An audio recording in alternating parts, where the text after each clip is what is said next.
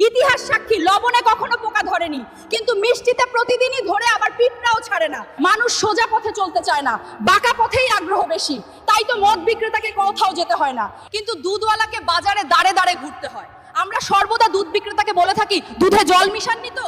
আর মানুষ মদে জল মিশে খায়। আজ পর্যন্ত মানুষকে এতটুকুই চিনলাম।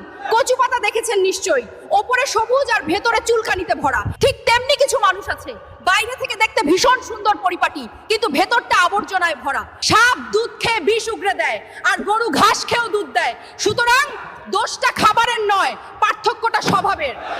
নিজের যোগ্যতা নিয়ে কখনো অহংকার করবেন না। মনে রাখবেন, পাথর কিন্তু নিজের ওজনের জন্য জলে ডুবে যায়। কি আজব দুনিয়া জানেন? যার চোখে ঘুম আসে তার কাছে ভালো বিছানা নেই, আর যার কাছে ভালো বিছানা আছে তার চোখে ঘুম নেই। যার মনে দয়া আছে তার কাছে দেওয়ার মতো কিচ্ছু নেই, আর যার কাছে দেওয়ার অনেক কিছু আছে তার দেওয়ার মতো মনটাই নেই।